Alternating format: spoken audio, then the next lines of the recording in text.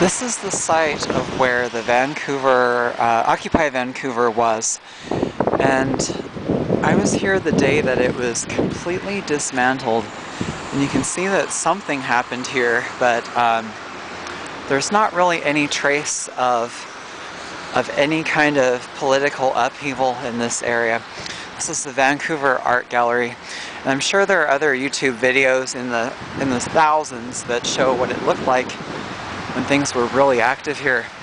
This is the first time I've seen water back into this fountain since all of that happened, because I think they were afraid of more defacing or that sort of thing happening here. You may have heard me say earlier, I've been trying to record a few videos and it keeps automatically logging off. But down that way, you can probably vaguely see in yellow writing Hudson Bay Company, and that is where the Vancouver riots, which happened a few months before, took place, and several windows were smashed in. Now,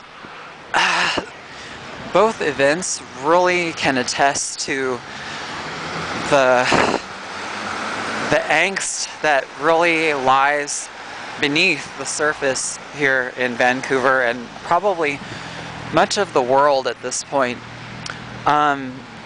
This is a city that's very expensive to live, and at the same time has very little industry to support workers at the blue collar or middle class level. And so really you have the landed gentry, so to speak, and then you have a bunch of people working in restaurants and hospitality or other forms of service that are much more precarious, as some may say. Across the way here, this is the Fairmont, Vancouver.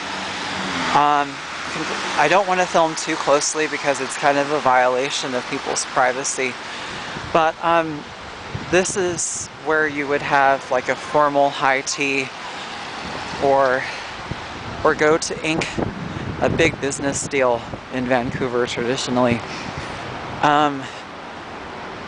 The Fairmont hotels have a lot to do with the rail history of Canada, because apparently British Columbia threatened to join the United States if Canada didn't hurry up and get a rail system link out here.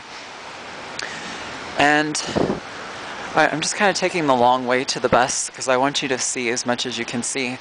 So this area is vastly populated by lawyers and the administrative class during the daytime.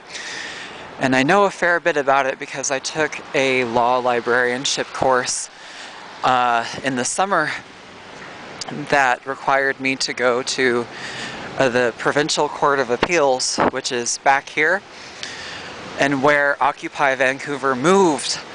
They were only there for maybe a few days, and then the whole movement just sort of disintegrated.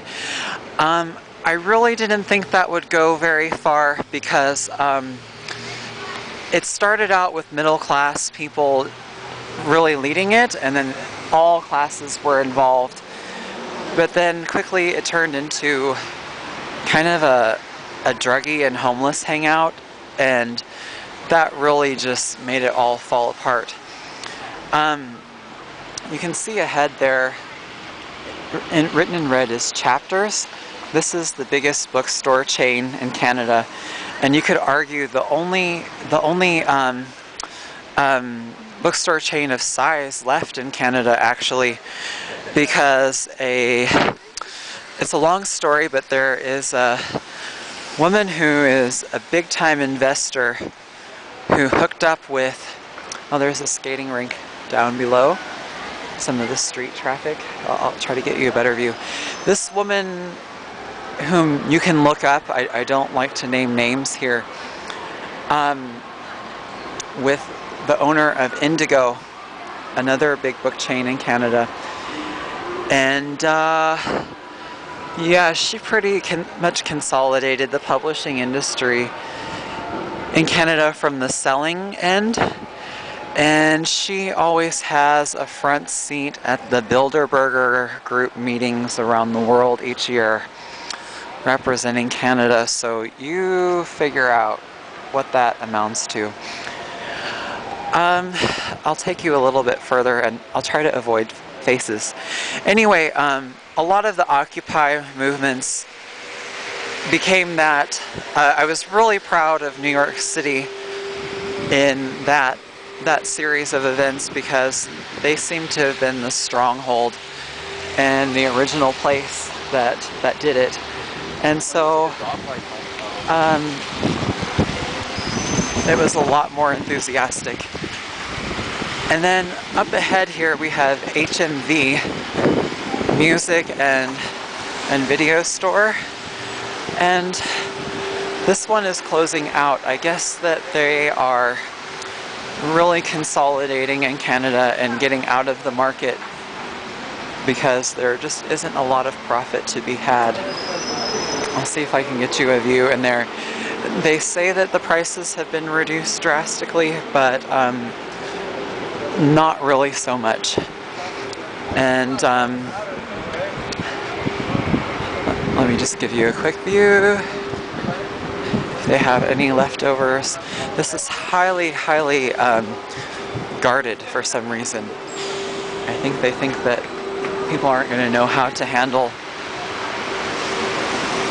any kind of sale. So it's really the death of the book and music stores in Canada now and the US, unless you really have a specialized angle. Talk to you guys later. Bye.